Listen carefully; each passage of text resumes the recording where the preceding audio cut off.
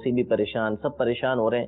اب بات وہ اس کو دے بھی رہی ہے 20 روپے 25 روپے 30 روپے 40 روپے، اب خود بھی ڈھیر یہ گروپ بٹھایا ہوا ہے، دوسرے بھی پریشان ہو رہے ہیں. بعد میں کئیوں کا پتہ چلتا ہے کہ یہ غیر مسلم بھی ہیں، اور پھر اس کے بعد دے بھی اس کو بعض اوقات زکوٰۃ رہے ہوتے ہیں. تو اس طرح نہیں کرنا چاہیے. آپ سستی نہ برتے. جب آپ اپنا مال نکال رہے ہیں اور مال نکال اللہ کی راہ کے اندر رہے ہیں تو آپ اس بارے میں تھوڑی سی کوشش کر لیں.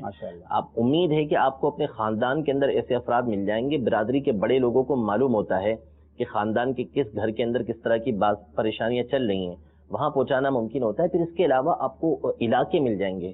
باب المدینہ ہی کے اندر کئی علاقوں آپ کو ایسے ایسے علاقے ملیں گے کہ جہاں واقعی غریب لوگ ہوتے ہیں اور وہ مانگتے بھی نہیں ہیں. تو ان کے علاقے میں آپ جائیں گے، مزدور پیشہ لوگ ہوتے ہیں، سارا دن کام کرتے ہیں بیچارے، شام کو جو ملتا ہے اسی سے گزارا چلتا ہے.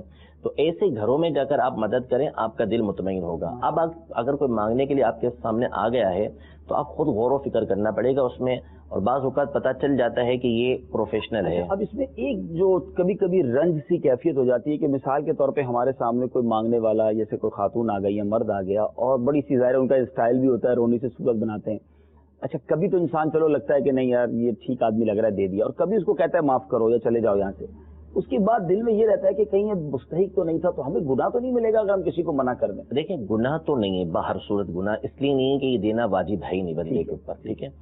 دوسری بات یہ ہے کہ اصل میں اپنے رویے کو دیکھنا ہوگا دلیل نہ کہ آپ نے بھلے وہ پروفیشنل مانگنے والا ہے، کچھ بھی مانگنے والا ہے، آپ اس کو اگر جانتے ہیں کہ بھئی یہ عادی ہے مانگنے کا، تو آپ پیار و محبت کے ساتھ اس کو سمجھا دیں. اگر آپ سمجھانے کی قدرت رکھتے ہیں کہ بھئی یہ چیز غلط ہے، جب تم کمانے کی طاقت رکھتے ہو تو تم کماؤ، یہ تمہارے لیے بہتر ہے. اس طرح اگر یہ کر سکتے ہیں تو فبیہا، ورنہ اس کو جھاڑے نہیں.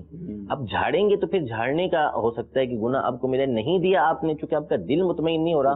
اب یہ تو ہمارے پاس کوئی ہے ہی نہیں اس کا آلہ کہ جس کے ذریعے سے ہم معلومات کر سکیں کہ ہم نے مستحق کو نہیں دیا یا غیر مستحق کو نہیں دیا. ہم تو کوشش کر سکتے ہیں کہ ہم اپنا مال جو ہمیں اللہ نے توفیق دی ہے ہم پہنچانا چاہتے ہیں تو ہم غریب اور مستحق لوگوں تک پہنچا دیں. اور میں سمجھتا ہوں کہ اگر کوشش کی جائے نا تو تلاش کیا. بہت اچھی بات.